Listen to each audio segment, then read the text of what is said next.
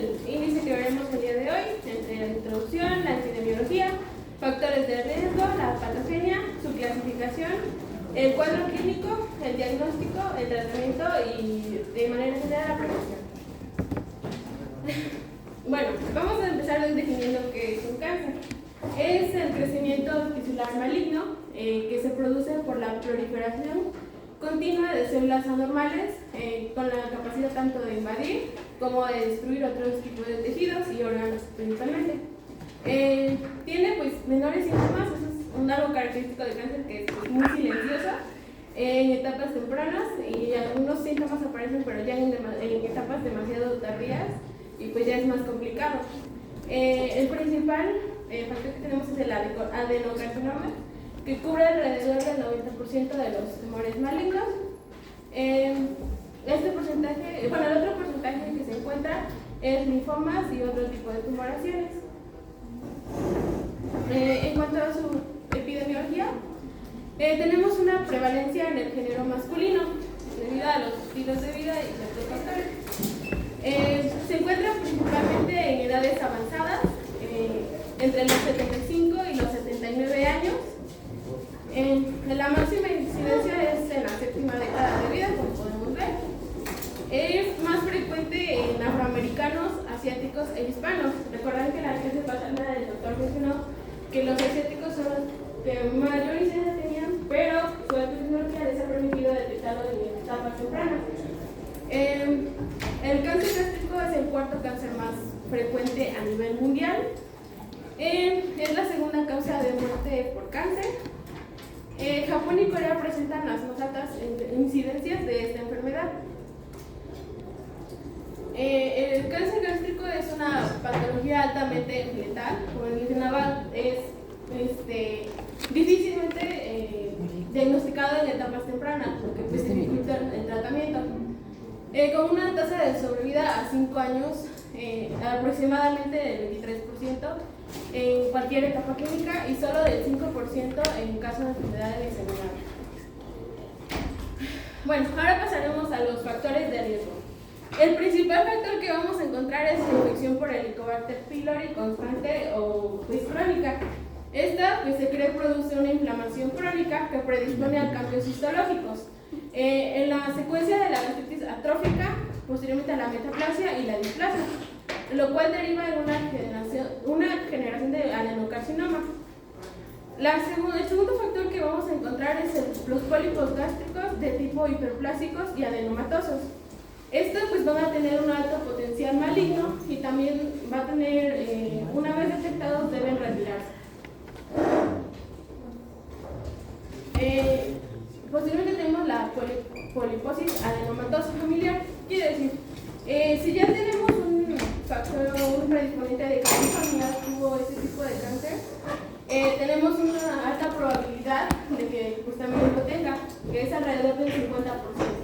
Entonces, pues es importante indagar en el expediente clínico acerca de que si algún familiar lo tuvo, pues tener ese factor. Es 10 veces más, tiene 10 veces más de probabilidad de desarrollarse adenocarcinoma gástrico. Otros factores que vamos a tener van a ser los antecedentes de cirugía gástrica. Es decir, si el paciente anteriormente ya tuvo una cirugía tipo gástrica, es importante que lo tomemos en cuenta para el diagnóstico. También si tuvo o tiene anemia perniciosa. Lo siguiente es muy importante: la ingesta excesiva de alimentos ahumados o en reserva con vinagre. Como hace lo que nos gustan los chiles de vinagre. Con altas concentraciones de nitritos y nitratos. Este factor tenganlo muy en cuenta, posteriormente se los explicaré. El tabaquismo, el bajo consumo de alimentos con antioxidantes, eso también es muy importante. La exposición laboral al carbón y al caucho. Aquí están los factores reducidos. También aquí podemos encontrar la obesidad, el estilo de vida, la exposición a radiación o químicos, la exposición a demasiados humos y ya. En cuanto a su patogenia, como les mencioné en un principio, la infección crónica por Helicobacter pylori es un factor importante. Este agente infeccioso va a generar metaplasia intestinal, inicialmente a nivel del antro y posteriormente de mayor amplitud. Este pues favorece una hipoacidez y la sobrepoblación bacteriana de dicha bacteria y con ello la transformación de nitritos y nitratos. Recordarán que también dentro de los factores les mencioné que las personas suelen consumir alimentos altos en nitritos y esto pues a la larga pues les genera mayor riesgo. Consecuentemente la metaplasia intestinal favorece el mayor efecto de los carcinógenos que a través de fenómenos secuenciales con el transcurrir de varios años pudieran contribuir a la iniciación y crecimiento de la neoplasia. Este dato se me hizo importante porque del total de los casos sobre cáncer, al menos el 95% de los casos presentaron antecedentes de Helicobacter pylori. Estos riesgos de desarrollar cáncer gástrico en pacientes con infección crónica por esta bacteria se incrementan hasta 3 veces. Es el precursor más común para cáncer gástrico, es la gastritis crónica atrófica, patrones de diferentes gastritis atróficas. Entre esas vamos a encontrar la autoinmune, que involucra la parte secretora del ácido proximal del estómago, y la hiposecretora, que es la parte distal del estómago, afecta a la parte distal del estómago, y la ambiental, que es aquella que involucra diversas áreas de la unión de la mucosa antral y la oxíptica. Dentro de estas, encontré las variedades morfológicas del cáncer gástrico, encontré la lipoide, purgante, ulcerativo y es cirroso. Las dos primeras protruyen hacia la luz del estómago y las otras dos infiltran en su pared. Es importante, el cirroso invade toda la pared del estómago y se conoce también como limititis plástica. Ahora pasaremos a la clasificación. Dentro de las clasificaciones encontré varios. La primera encontré fue la de la OMS, aunque últimamente no la están tomando mucho en cuenta, que divide en la clasificación desde 5. La primera que tenemos es el adenocarcinoma. Dentro de estos vamos a encontrar otras 4 tipos, que es como una subdivisión, dentro de los cuales vamos a encontrar la papilar, la tubular, el mucinoso y el anillo de sello. En el segundo vamos a encontrar el carcinoma adenoepidemoide, el tercero es el carcinoma epidemoide, el cuarto es el carcinoma indiferenciado y el quinto es carcinoma sin clasificar. Otras 2 clasificaciones que encontré fue la de Lauren y la de Mink. La de Lauren encontramos la intestinal, el difuso y el no clasificable. Dentro del intestinal vamos a encontrar que las células van a ser parecidas entre ellas, pero en el difuso ya va a haber una variación morfológica de las células y eso va a provocar pues la mayor predicción de la displasia. En la Mink vamos a encontrar 2 tipos, que es el expansivo y el infiltrativo. Esta es la tabla de la clasificación de Lauren. Como les dije, era la intestinal y la difusa. Dentro de la intestinal vamos a encontrar otras factores y clasificación, que es la ambiental, la atrofia gástrica, metaplasia intestinal. Es más frecuente en hombres que en mujeres. Hay un aumento de incidencia en edad. Hay una formación de glándulas, una diseminación hematógena, una inestabilidad de microsatélites, mutaciones del gen APC y una inactivación del P53 y P16. En el difuso pues va a ser más familiar, o sea, que con más antecedentes familiares, principalmente en el grupo sanguíneo A, y en este va a haber una prevalencia en mujeres en comparación de hombres. Se va a presentar más en un grupo de edad más joven, en escasa diferenciación de células en anillo de sello. Va a ser transmural, es decir, va a haber una diseminación linfática y va a haber una inactivación del P53 y P16. Esta pues otra clásica que encuentran, que es la de Bormann. Igual está en 4 tipos. El tipo 1 es el más prominente y el 2, 3 y 4 es el tipo más deprimido.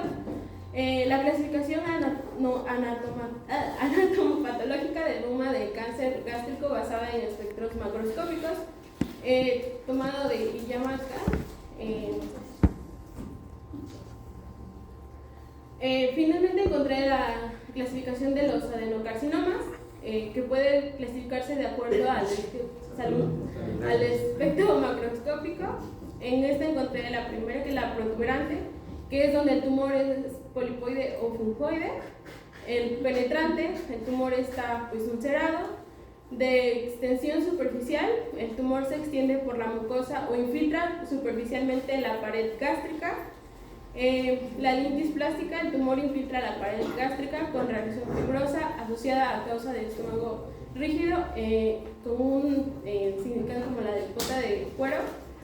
Y finalmente el mixto, el tumor muestra características mayores o iguales de otros tipos, es decir, que puede abarcar cualquiera de los anteriores, y la clasificación es más extensa.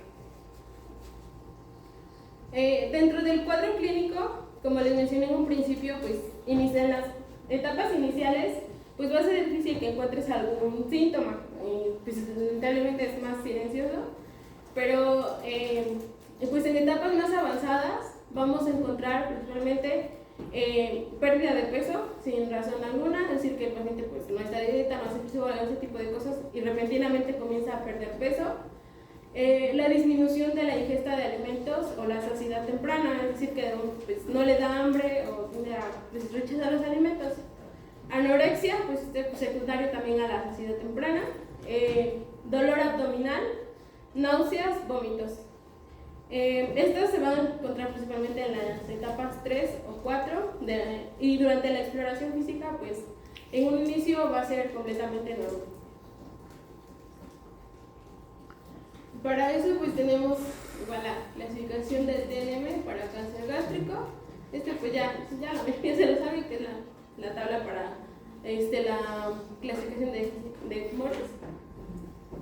Igual, clasificación. Y en cuanto al diagnóstico, pues primera mano vamos a tener el interrogatorio y la exploración física. Pues en inicio recordar no es más complicado, pero en etapas avanzadas pues ya tenemos las características de un cuadro clínico. Aparte de eso, pues vamos a hacer mano de la endoscopia, la realización de una serie de esófago duodenal con doble contraste es la mejor opción o la mejor manera para estadificar el cáncer y localizar el tumor. En el segundo pues tenemos una panendoscopía con toma de biopsia, y el tercero es la tomografía axial computarizada abdominopélvica con material de contraste intravenoso y oral. Esta también es una de las que nos van a poder ayudar a determinar o detectar algún tipo de metaplasia, que pues usualmente es hepático. También podemos hacer uso de la resonancia nuclear magnética con resultados compatibles con la TAC. Esto más como para comparar y llegar a un diagnóstico más certero. Y finalmente la tomografía por emisión de positrones. Esta es la principal aplicación para evaluar algún tipo de metástasis a distancia o enfermedad colorectal. Aquí tenemos una imagen endoscópica de un adenocarcinoma del tipo intestinal en el cáries gástrico. Igual es esta imagen curiosamente la saqué también del libro de cirugía. Es una endoscopía de serie esófago gástrico duodenal de una paciente con síntomas y signos de saciedad temprana, es uno de los principales síntomas, náuseas y vómitos, gastroalimentación de forma tardía, en donde se observa una cámara gástrica distendida por material de contraste sin paso del mismo hacia el duodeno. Esta pues es la misma imagen, pero tomada tiempo después para observar cuál es el mecanismo que está provocando los síntomas. En esta pues la paciente de la figura son consecuencias radiológicas a 2 horas después de la imagen previa. Se continúa observando la cámara gástrica con material de contraste y no hay un adecuado paso de dicho material hacia el duodeno, y se identifican algunas asas de intestino delgado. La endoscopía del paciente reveló lesión obliterada en píloro y biopsias correspondientes a adenocarcinoma gástrico. Y aquí ya tenemos imágenes más precisas sobre cómo se ve el estómago. En la primera imagen pues se localiza un cáncer temprano de tipo 2A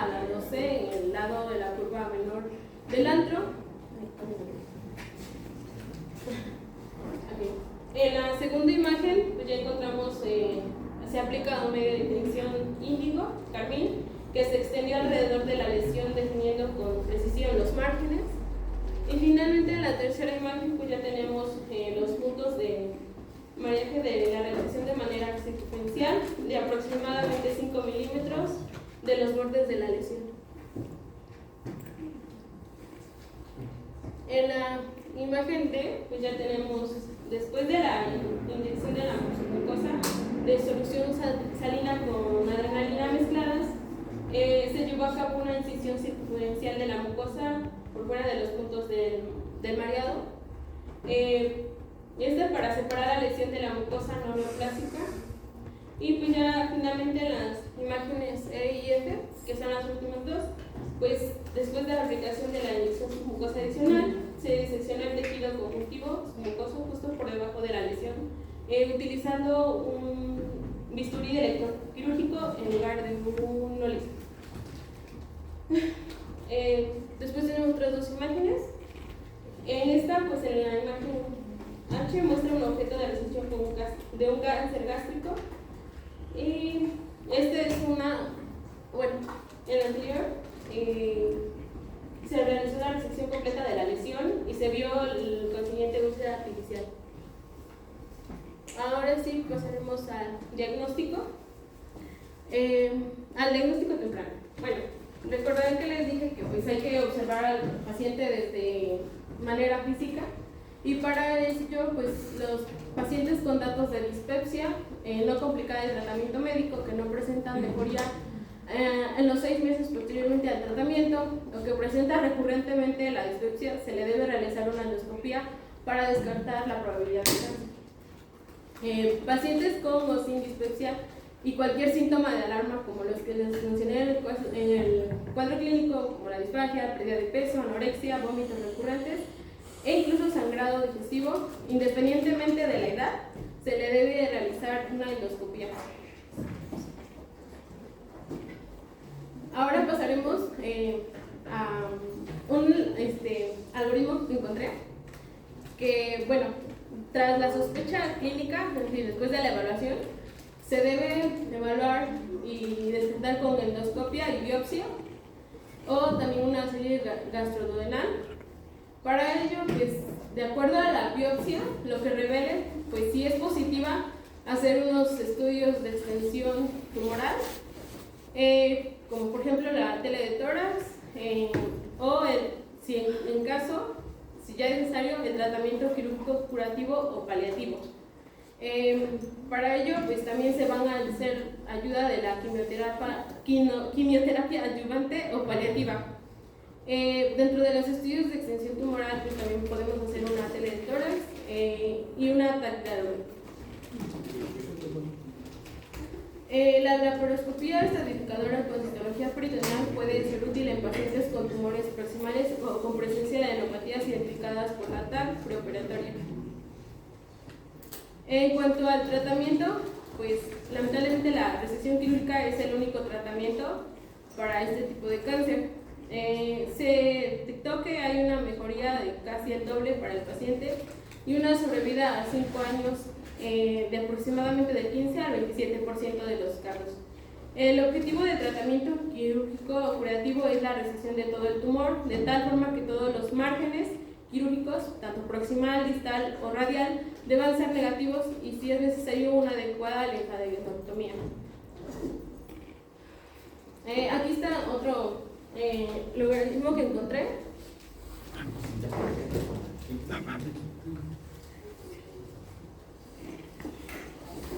Bueno, dentro de eso, pues igual se puede evaluar la presentación clínica del paciente.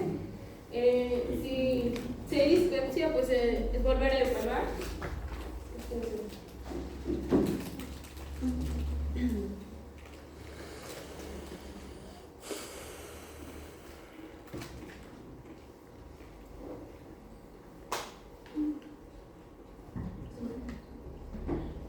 Posteriormente, pues se tiene que hacer con ayuda de los laboratorios, evaluar como en el anterior. Y en cuanto a la estadificación, pues igual se hace uso de las escalas del TLM y de De esta manera pues se evaluará tanto el tratamiento, ya que pues si es necesario la cirugía, y si no pues posteriormente sería cuidados paliativos, ya que el cáncer está demasiado avanzado. Y estos pues son algunos de los medicamentos que se pueden utilizar en este tipo de cáncer, pero pues la mayoría de ellos son solamente para reducir los síntomas o incluso para tratar de que el dolor se aminore. En cuanto a la prevención, pues se recomienda evitar o suspender el uso de tabaco para aquellos que son fumadores. Se recomienda el consumo de frutas y vegetales frescos que contengan vitamina C, y pues se recomienda evitar la ingesta de alimentos salados o ahumados. Y pues esta es la bibliografía que ocupé.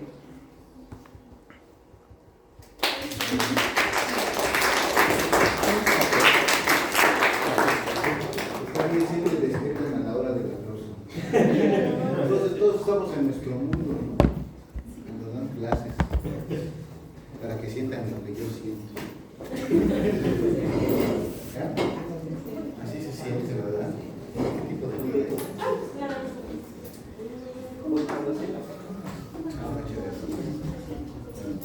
Miren, dos tumores. Cáncer de esófago. Mientras estaba presentando su compañera, les conté un reporte patológico de una paciente de Tehuacán, hecha por un médico de Tehuacán. Un médico que está por el área, es cirujano. No fue exactamente mi área inferior, pero es egresado del mismo lugar que yo. Pero, ¿qué dice el diagnóstico? Adenocarcinoma esofágico y úlceras prepilóricas. Porque es un error, porque el doctor me hizo la endoscopia y ve un tumor que dice que obstruye el 60% de la luz. Por frecuencia podría pensar en un un adenocarcinoma, no está en el tercio distal, ¿no? No tiene nada que ver aparentemente con el esófago de grano. No tiene reporte de patología, entonces no le puede poner adenocarcinoma. Bueno, sí puede, es un error. Así son muchos de los reportes histopatológicos, ¿no? Bueno, miren, cosas en común del cáncer de esófago y del cáncer gástrico. Todo viene con un síntoma que mencionó su compañera, que su compañera probablemente mencionó también, la dispepsia. ¿Sí? El síndrome dispépsico, ¿verdad? ¿Qué es la dispepsia? ¿Qué entiende por dispepsia?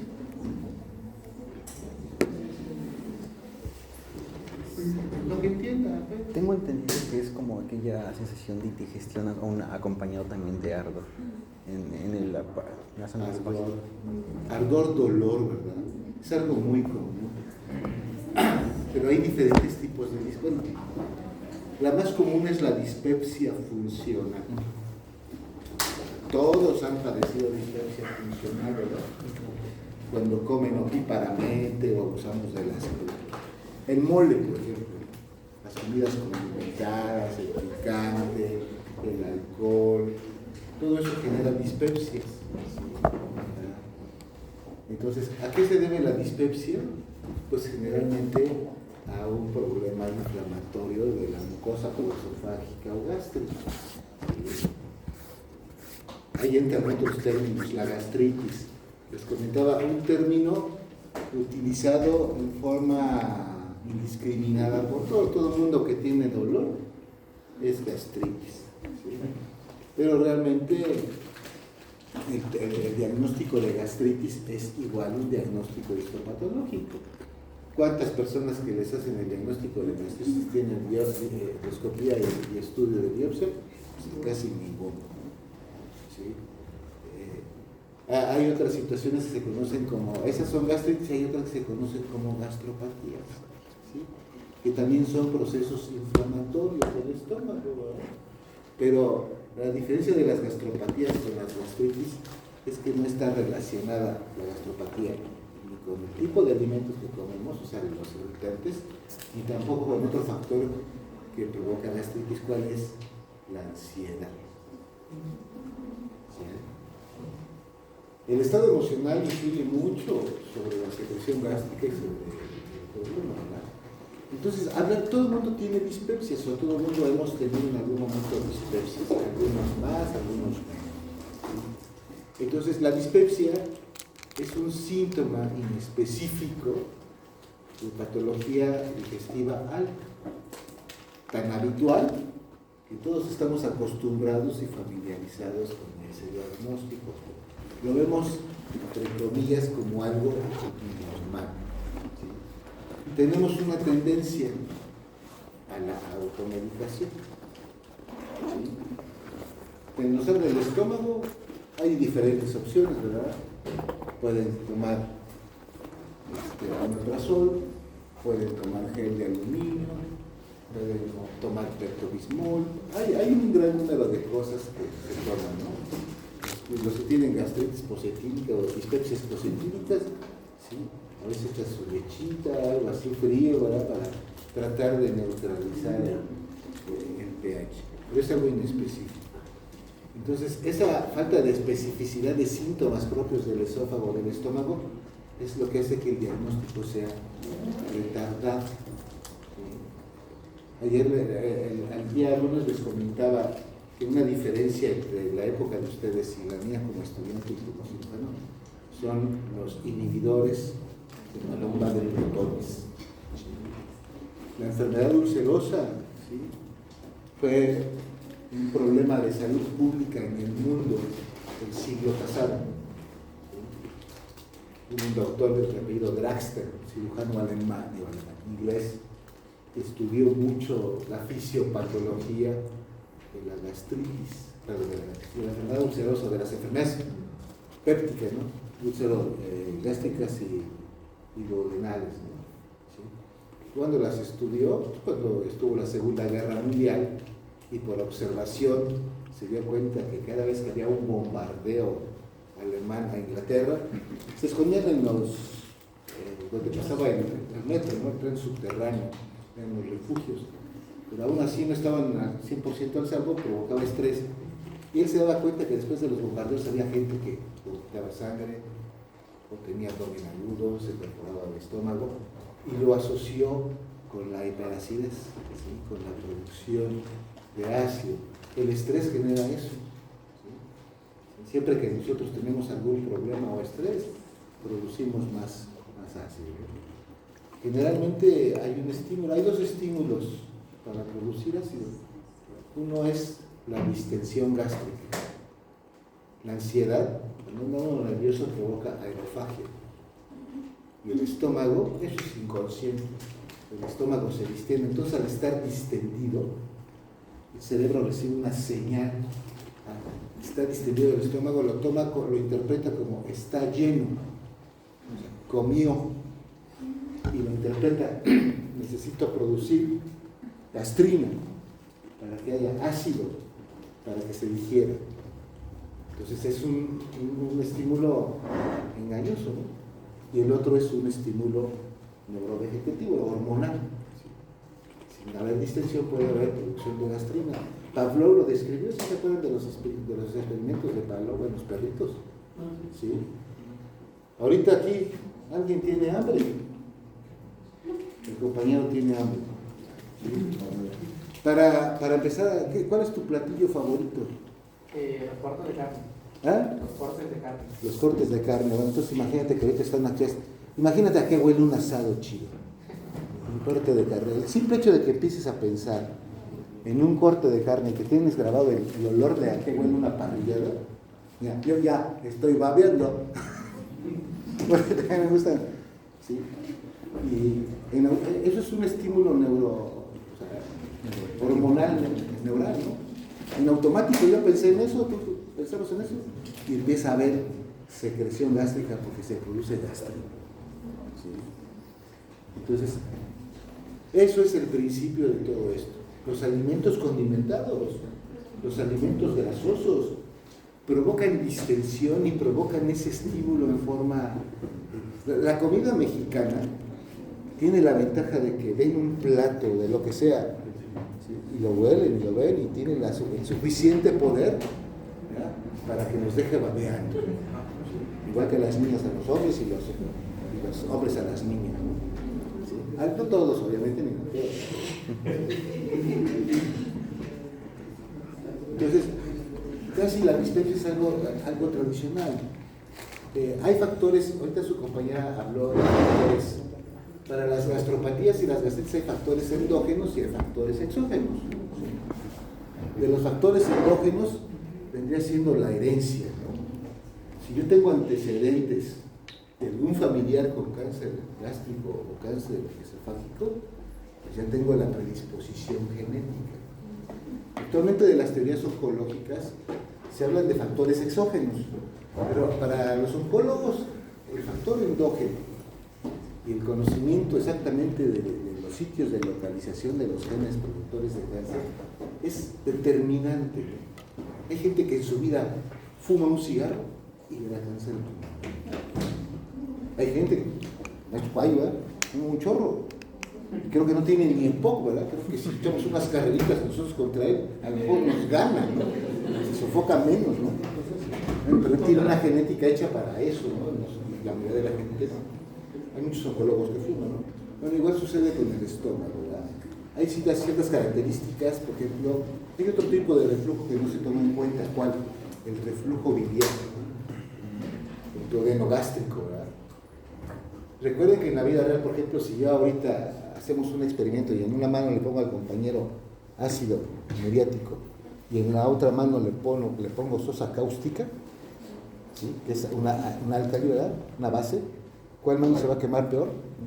La de la sosa cáustica, ¿sí? Por el pH. Las sustancias alcalinas son mucho más peligrosas que las sustancias ácidas. Ya déjenlo usted así, no nos dejen encerrados. Bueno, entonces la bilis es alcalina. ¿Vieron alguna vez, ustedes sí lo vieron conmigo? Ellos entran de agregadas culturales, ¿verdad? Porque me quieren mucho y me siguen desde sus tiempos libres. Las voy a acusar con el doctor Fuentes de que no van a tomar clases conmigo. Bueno, si es que algún día me lo encuentro, ¿verdad? Porque es difícil que venga, ¿no? Sí, es que ya nos da clase. ¿Eh? Sí, es que ya nos da clase por los puentes. Entonces, ¿de qué estábamos? De la clasificación de Johnson de las úlceras. Hay 5 tipos de úlceras. ¿Sí? ¿Se acuerdan de esa clasificación? Pero si ven la clasificación y ven los tipos de úlceras, ¿sí? Solamente hay un solo tipo, que es la 2, ¿verdad? Que está relacionada con hiperacidez gástrica. Todas las demás tienen o pH normal, o al contrario, tienen alcalinidad, o sea, tienen un pH alcalino. Entonces eso como que refuta la idea que tenemos de que úlcera igual a hiperacidez, ¿no? Entonces el reflujo duodenal, que es un factor endógeno del vino, ese es más irritante todavía. Deben de tener en cuenta, por regla, estos 2 tumores empiezan en gente grande. Ustedes en teoría ahorita no se deben de preocupar por eso, ¿verdad? Estamos hablando de los 50 en adelante. Y hay síntomas que avisan, ¿sí? En ambos, sobre todo en el esófago, ¿sí? ¿Cómo se llama? Cuando empieza a haber disfagia, la disfagia progresiva, ¿no? El hecho de que de repente ya no pueda sienta yo que se actúa el bolo alimentario, ¿sí? Que tenga yo que comer papillas, o en un momento dado que ya tenga yo que tomar líquidos, hasta que de plano ya no pase nada, ¿verdad? ¿Sí? Ese síntoma debe de ir forzosamente acompañado de ¿qué? Pues de pérdida de peso. ¿Sí? Los pacientes de cáncer gástrico y de cáncer esofágico son pacientes que se ponen caquélicos, o sea, extremadamente. ¿Han visto alguna vez fotografías de estos de los pobres judíos del Holocausto? O de estos niños africanos que sufren de desnutrición. Bueno, así se ve un paciente con cáncer de esófago o de cáncer. Atínale al hoyito. Realmente esas chapas tienen quieras. Para no errarle a los dos. Ya se metió el Bueno, alguien que lo ayude a arreglar la. No, ahorita creo que mi amiga. Eso. Ya mejor déjenla abierta, porque si no hay ningún amigo afuera, vamos a poner. Esta chapa desde el semestre pasado da guerra y no lo han arreglado. Bueno, entonces, miren, para diagnosticar cáncer, lo que enseñó su compañera, ahorita también Yasmín, su compañera, no fue otra cosa que dice, se ve la lesión, le ponemos un colorante índigo, ¿verdad? Y ve, nos delimita perfectamente los bordes del tumor. Luego dice, le infiltran adrenalina con solución. ¿Por qué hacen eso de infiltrar? Eso se llama hidrodisección, ¿verdad? Infiltran una agüita, es poca cantidad. Para este tipo de lesiones, ¿verdad? 1 centímetro de agua o 2, con eso es suficiente. Se diseca la mucosa y se levanta la lesión. ¿Por qué la adrenalina? Porque es un vasoconstrictor. Entonces, recuerden que todos los tumores son hipermetabólicos, ¿no? Una célula neoplásica consume 300 o 400 veces más energía y nutrientes que una célula sana, son hipermetabólicas. Para poder recibir todo ese aporte nutricional, generalmente son hipervascularizados. Entonces le pongo adrenalina para que haya vasoconstricción y a la hora que yo lo reseque, ¿verdad? Voy previniendo 2 riesgos. Uno, un sangrado excesivo, y el otro, perforar. Recuerden que el esófago, ¿cuántas capas tiene? 4. ¿Cuáles son las 4 capas? La de fin de semana, la de lunes a viernes, la del superhéroe. ¿Ah? Es costa muscular y ¿Ah? No, la adventicia es la parte interna de... La adventicia es un término que se maneja para los vasos, para la anatomía de los vasos, ¿no? De las venas y de las arterias. Entonces no aplica aquí. ¿Cuál capa le falta? La serosa. ¿Ah? Serosa. A ver, ¿segura que el esófago tiene serosa? ¿Cuáles son las serosas que conocen? Pleura, peritoneo, pericardio, periférico suave. No tiene serosa. La única porción del esófago que tiene serosa es la abdominal. La torácica no tiene ni la cervical. En el cuello no hay ni pleura ni peritoneo. Aquí sí hay pleura, tórax, ¿sí? Pero no abarca el mediastino posterior, ¿sí? Entonces no tiene serosa.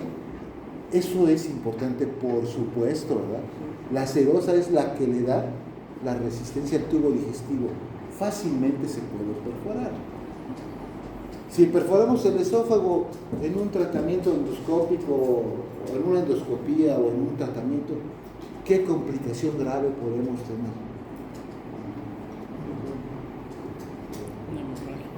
Una hemorragia. Nos da una opción. Otra opción, compañera, hoy que la veo despierta. Si no me perdona, si por un ratito que me las doy. ¿Hipotrofia podría ser? ¿Eh? ¿Hipotrofia?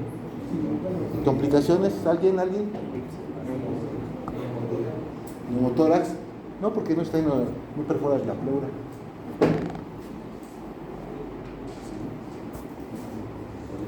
Puede haber sangrado, pero el sangrado, miren, para empezar, ese procedimiento que están haciendo de REM, se ve en un monitor, ¿verdad? Se ve en granos, pero créanme, detectar perforaciones de esófago en el momento que suceden es muy difícil. Generalmente se perfora, el que está haciendo ni se enteró. ¿Cuándo se entera? Empieza a ver manifestaciones de las complicaciones. El sangrado es muy raro, ¿sí? Básicamente el muscular no tiene tanta irrigación. El problema es que si yo perforo el esófago, va a empezar a fugar su contenido, ¿sí? Que generalmente son alimentos, saliva, etc. ¿Sí? ¿A dónde va a ir esa fuga, esa filtración? ¿Se puede hacer como un tipo de divertículo también? ¿Podría ser? No, ¿a dónde va a ir? En la cavidad torácica. ¿Cómo se llama esto? ¿Dónde está el esófago? Mediastino. Mediastino. Entonces, ¿cómo se llamará la complicación? Mediastinitis. Mediastinitis. La mediastinitis es una complicación letal. Es casi las mediastinitis no diagnosticadas a tiempo es igual a terrasanura. ¿Sí? ¿Por qué? Porque para entrar al mediastino posterior necesitamos un cirujano cardiovascular. Y aquí en Tehuacán no hay, en lo que lo consiguen. Ya hizo una serie que esa es una complicación de ahí, ¿verdad? Entonces, si hubiera, y si tú te das cuenta y entran, ¿verdad? Y le pones un punto y hay serosa, el punto va a quedar firme, bien colocado, va a ser fuerte. Pero como no tiene serosa, les voy a decir, ¿alguna vez han comido ese platillo que se llama salpicón? ¿Sí? Piden las mamás carnes para deshebrar, ¿no? Lo ponen a hervir, bien fácil se deshebra, ¿no? Esa carne no tiene nada que lo cubra. Traten de deshebrar carne pellejuda, no van a poder, eso es fácil. A lo que voy es, el esófago tiene dos capas, ¿cuáles son? Dos capas, De la muscular, la una circular y una y la longitudinal. Se los dije la vez pasada, la longitudinal acorta la distancia y la circular comprime, es como el que ordeña, ¿no? Nos teníamos aquí vamos ordeñando. Pero si yo perforo y trato de poner un punto sobre el puro músculo, va a pasar lo mismo que con la carne para deshebrar. En lugar de cerrar el hoyo, lo voy a hacer más grande. Entonces, en lugar de mejorar el problema, lo voy a agravar. Para suturar el esófago se necesita usar un parche de pleura. Se saca de ahí uno del cuerpo. Son cosas que no van a saber, ¿verdad? Pero es para que se den una idea de lo que es. Entonces, desafortunadamente, por ejemplo, este caso, este reporte histopatológico que les mandé, yo lo tengo porque es una paciente que llega al hospital general. Si se da cuenta, esa endoscopía es de diagnóstico septiembre del año pasado. ¿Sí? Llega a consulta al general o llega al general en enero. ¿Sí? O sea, octubre, noviembre, diciembre, 4 meses después del estudio endoscópico, ¿verdad? Con el estudio endoscópico llega aquí en septiembre y es referida a oncología puerta. ¿Sí? Si se dan cuenta, la compañera habló de estadios, ¿verdad? Para clasificar el tumor. El estadio depende del tamaño del tumor, pero también depende de la profundidad, ¿sí? Qué tantas capas ha abarcado. Para establecer, se hacen estudios de extensión. ¿Sí? Un estudio de extensión es para ver una parte importante de lo que su compañera mencionó, las M's, las METs. Otro estudio de extensión obligado siempre en un tumor es la tomografía. Pero si es por emisión de positrones, mucho mejor que la tomografía tradicional. ¿Por qué la tomografía? Bueno, porque la tomografía nos puede marcar METs, pero a ganglios linfáticos o adenopatías sospechosas de posibilidad. Así puedo tener el tamaño del tumor, las adenopatías donde están, y las METs. ¿Sí? Las METs de esófago, ¿dónde pueden ir? Pueden ir al pulmón, pueden ir ahí, ¿verdad? Entonces todo eso lo podemos ver. Establezco un estadio, en base al estadio ya hay protocolos, de acuerdo al estadio, qué tratamiento le voy a dar.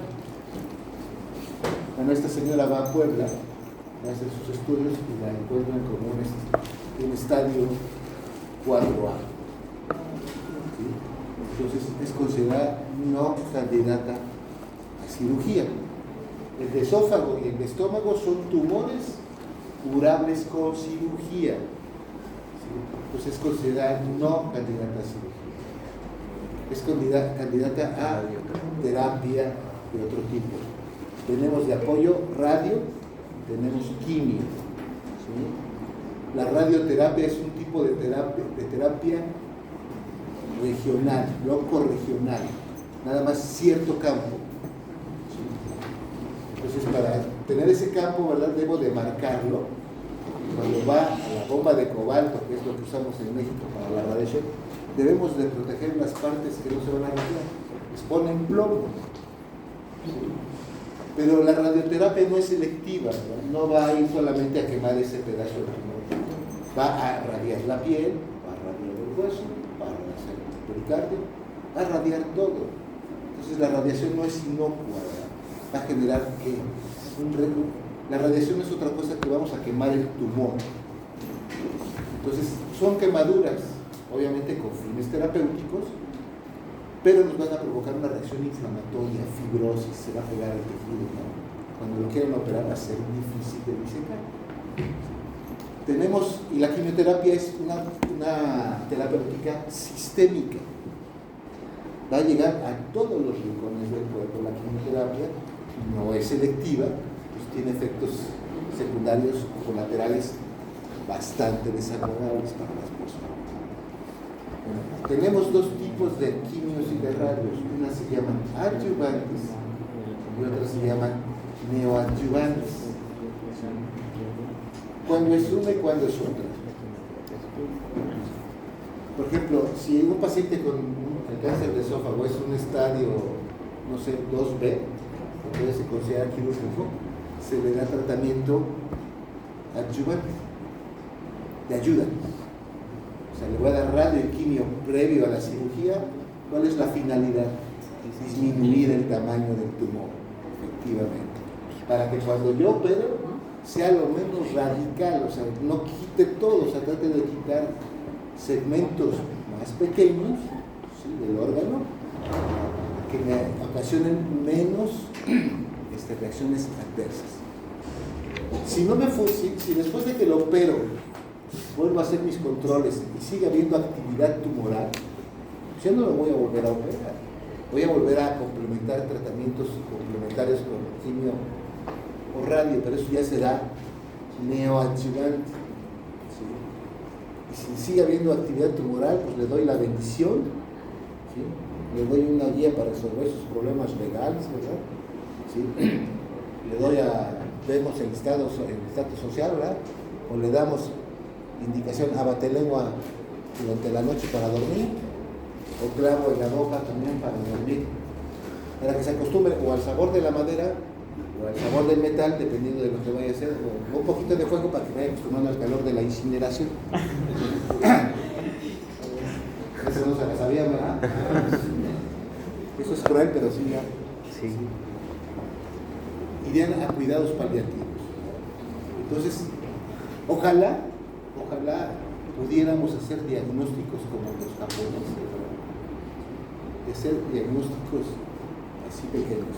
Ustedes, no sé, desde esta edad luego la familia dice, no, los papás están bien orgullosos de nosotros, ¿no? Oye, no, mi hija ya va a la mitad de la carrera, en un año sale, ¿no? Por fin una doctora en la familia. ¿No usted ser la primera médica en su familia? ¿Quién es médico? Una tía, bueno, pero de su familia. La tía es familia extendida. Su familia, su mamá, su papá, sus hermanos, ya está ahí. ¿No va usted a ser la primera vez? ¿Y no está orgullosa de usted su mamá o su papá? Creo. No soy muy convencida. Y luego van a las fiestas, ¿verdad? No, mira, aquí está mi hija, ya va a acabar. Pregúntale lo que quieres que te consulte de una vez. ¿No les ha pasado eso? Todo el mundo quiere consultas gratis siempre, ¿no? No dan consultas gratis. Y le dicen, ay, fíjate que ando con ardor. Esto mantiene plazo. Aquí el punto de las dispepsias es que si la dispepsia es repetitiva, a pesar de la toma adecuada de los medicamentos, pues piden una endoscopía, ¿verdad? Eso es lo ideal. Les comentaba yo que los estudios baritados, el que presentó ahorita su compañera Yasmin, se llama estómago retencionista, eso, ¿no? No hay paso de medio de contraste al cerebro, ¿verdad? Se queda en el estómago. Ese paciente tarde o temprano va a vomitar como el de cáncer de esófago, están trepados. Son candidatos a ¿qué? A tratamientos paliativos. ¿Cuál es el tratamiento paliativo del cáncer gástrico, del cáncer de esófago? Pues nada más hacerles algo que se llama gastrostomía, bueno, en el caso del cáncer esofágico, ¿verdad? Si no pasa por acá, pues le hago un hoyo y le pongo una zona en el estómago para que le ponga yo la comida directa en el estómago, ¿sí?